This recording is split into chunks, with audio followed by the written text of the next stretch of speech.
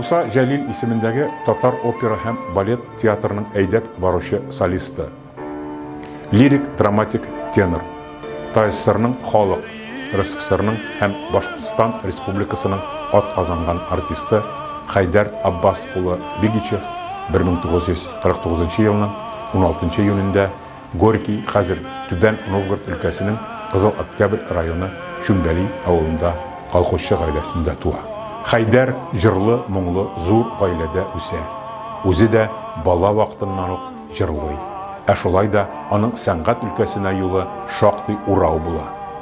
Мәктәпне тәмамлагач, армия хезмәтенә алына. Бераздан хәрби ансамбльгә солист итеп күчерелә. Армиядан соң Мәскәү заводларының берсендә эшли башлый. Әмма күңеле барыбер җырга тартыла.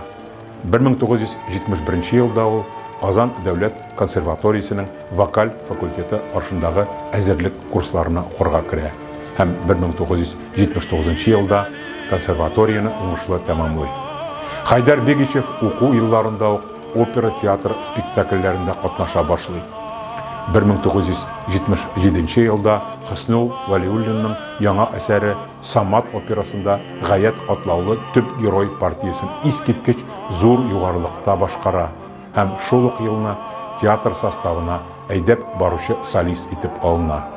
Саматтан соң җырчы Нәҗип Җиһановның Алтын чәч һәм Җәлил оперларында төп партияләрне башкара. Аның киң диапазонлы, иркен һәм табигый яңгыраучы матур тембрлы көчле тавышы берәүне дә битараф калдырмый.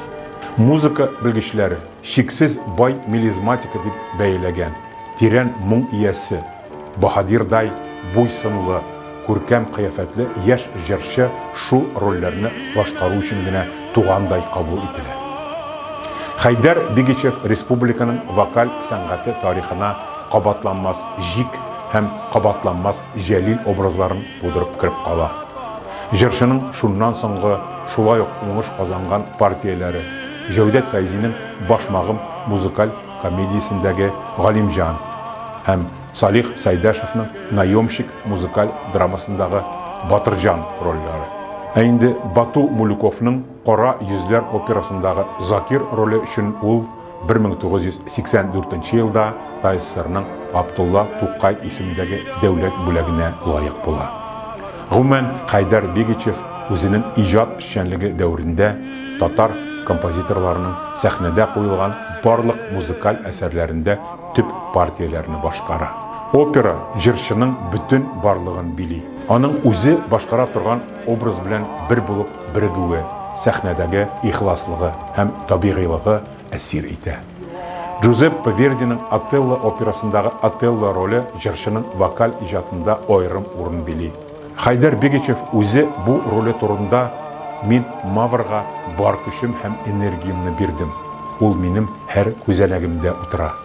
Бу чыннан да минем үз ролем дип уйлыйм» ди.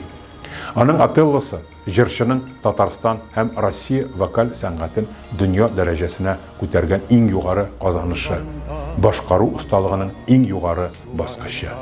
Театрда драматик тенор партиясын башкаручы бердән-бер җырчы буларак, ул рус һәм чит ил классик опера спектакльләрендә, Джузеппе Вердиның Карменында, Хозе, Мусоргскийның Борис Годуновында Самозванец, Чайковскийның Пик дамасында Герман кебек иң катлаулы партияләрне дублерларсыз башкара.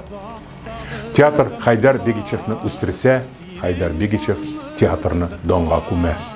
Татар дәүләт опера һәм балет театрының Академия театры дәрәҗәсенә ирешүендә һәм дөнья күләм танылуында бу уникаль җырчының аерым роле бар. Халкыбызның улуг җырчысы Хайдар Бигичевның иҗаты югары профессиональлеге, төрле жанрдагы һәм стильдәге әсәрләрне бер тигез дәрәҗәдә сәнгатьчә башкару усталыгы белән аерылып тора.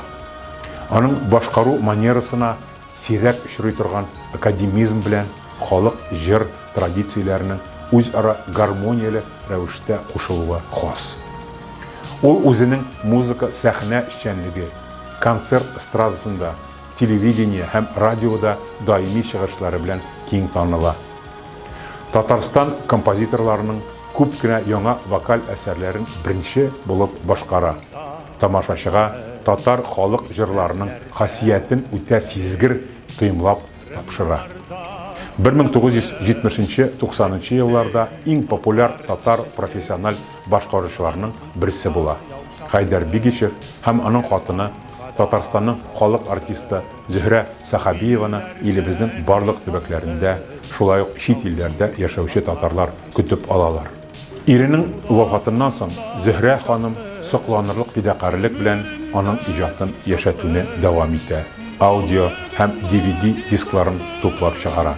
Хайдар Бигичевка багышланган зур альбом һәм истәлекләр җыентыгы әзерләп бастыра. Казанда һәм Мәскәүдә җырчы истәлегенә зур концертлар оештыра. Җырчы 1998 елның 13 ноябрендә Казанда кинәт вафат була. Яңа татар бистәсе зиратында җирләнә.